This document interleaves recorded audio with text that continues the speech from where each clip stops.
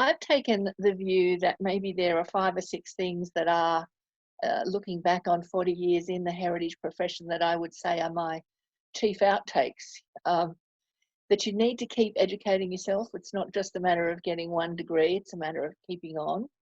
That if you're fortunate to have family around you and with you, they are a great support in any career or planning of a career if one is actually able to do that. But being sure about what your passion is and finding out what that is a really good first step to being happy in your career. And as Peter and Bryce both touched upon, I think paying forward and volunteering in our profession and in the kind of work we're interested in as heritage practitioners is absolutely vital to growing your networks and the people who you meet, and learning as you go along in the nicest possible way. So if I just talk a little bit, very briefly, I came to university really not knowing what I wanted to do. So I took a Bachelor of Arts like everybody did in the 70s. We were fortunate enough to have free university education in those days. So one was able to take a very open and classical 3 years. I was at Macquarie University, one of the very newest universities being created in Australia, and being based on the fact that you could choose to do languages, history, science, geology, English, whatever you chose to do. And I took full advantage of that. Spent much too much time socialising and skiing and doing all the extracurricular activities, but realised that probably I was going to head towards some kind of built environment form. But I took a teaching diploma just in case teaching looked like it was going to be a useful thing to have. And it was actually, I undertook teaching in information management, what would probably be called librarianship these days. And that has actually been a really good skill to have in all the chops and changes that have happened in my career. I also thought at one stage that tourism management might be an interesting area to get into. Took a degree in that, but didn't really pursue it very much because I actually returned to what I was really interested in the first place, which was architecture, and did a Master of Science at Sydney University. This is over a period of 10 years, by the way. It didn't all happen quite so quickly as I've just described it as. But I also had great opportunities in studying and travelling overseas, which made an enormous difference to my career. So in terms of the kind of work that I've done, reading from the bottom up, I've done all the waitressing in the world anybody could ever imagine. I've been a census collector. I've been an endless babysitter. The best job I did when I was at uni was I was a personal assistant to a chap who was thinking about setting up a planning firm. And that turned out to be a fantastic way to get a foot in the door. I was paid $25 a week, and that didn't cover my fares to get to the office. So it was, I went in thinking I'll learn something, but I won't be paying my own way. And that's exactly what happened. That person became a mentor. I worked on fantastic projects, and I'm still in touch with him. And now I'm fortunate enough to be able to help him with some of his projects. So being willing to work for not a great deal of recompense in my first few jobs was really useful. And from being a student planner with Jim Coleman, I then became a town planner at the Department of Planning. And this was in the late 70s. So I spent 4 years doing the most boring statutory planning work that anybody ever had to do. But it taught me everything I needed to know about statutory planning. And it was at the time, as Peter mentioned, the 70s, when heritage legislation was starting to come in. And New South Wales, by 1978, was working on an Environmental Planning and Assessment Act, and it actually had a Heritage Act within it. The government changed and they decided to separate those acts out and have a separate Heritage Act. And I applied at that time to spend 6 months in the United States doing a course at Cornell University and internships in various government departments in Washington. So I could see what the American approach was, because lots of people were studying in Britain. Lots of Australians went and did the York course and so forth. But I wanted to see if the US approach was any different, because it was a little less invasive than the English approach. I guess it was a bit more laissez-faire and the market leads. So I had that fantastic opportunity for 6 months there, and I was also fortunate enough to meet my husband in the office.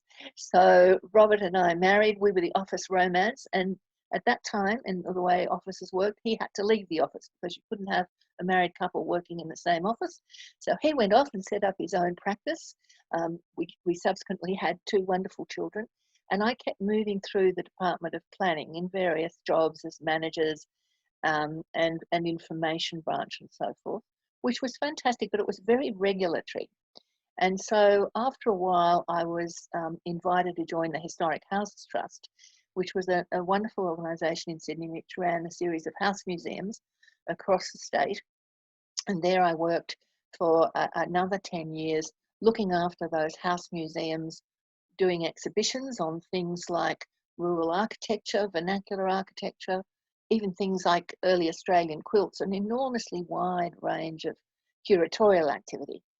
And I went to them because they asked me to set up a program called the Endangered Houses Scheme, which was based on purchasing small houses, repairing them, conserving them, using them as exhibition homes, and then selling them back into the market with covenants. And this was the very first one that they did, was a house by Walter Burley Griffin in Castle Crag, which fortunately happened to be near where I lived.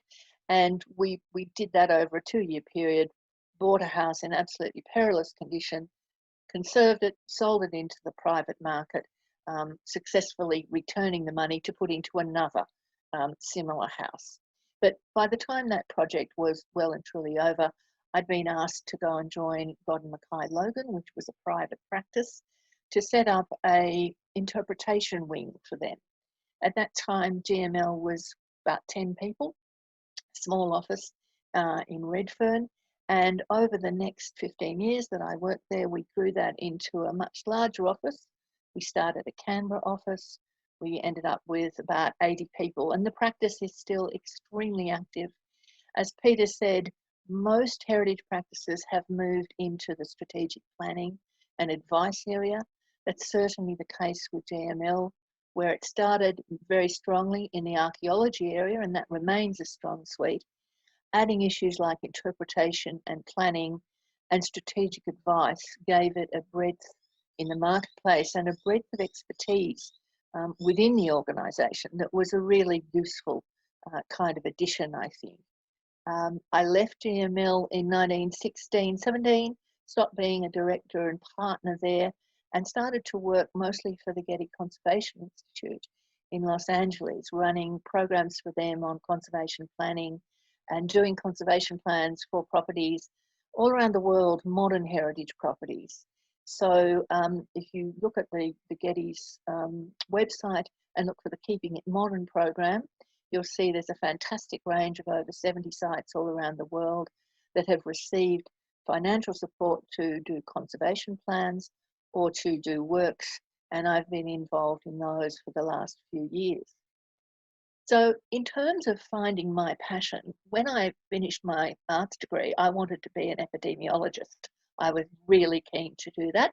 That is the geography of disease and understanding how disease spreads, which would be very interesting at this point in time had I pursued it, but I didn't. I thought town planning looked as if it would be something that could give me a career and an income. To be brutal, epidemiology was something that would lead me directly into academia, a very hard-fought sort of area, and I thought town planning might suit me better. So from an interest in town planning to vernacular architecture, through tourism and into conservation planning, my career structure has moved through all of those, working in each of those different areas to developing a specialisation really on modern heritage. And I guess that's the area that I've spent most of my time working in and developing people's interest in that and models of ways of going about doing things.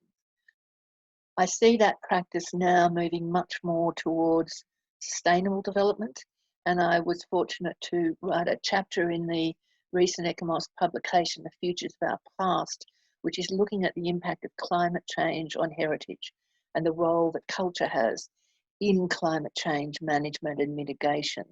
So a very interesting book. If you can find it on the internet, it's well worth looking at. I'd say that in terms of life skills, continuous development is the most important. You're not meant to read any of the things on the right-hand side.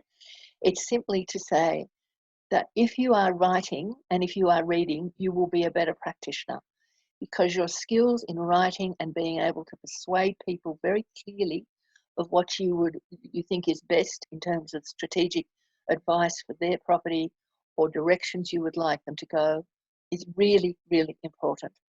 I think reading, continually researching, traveling as much as you can, all of those things are really important, but writing and improving your writing skills is hugely important.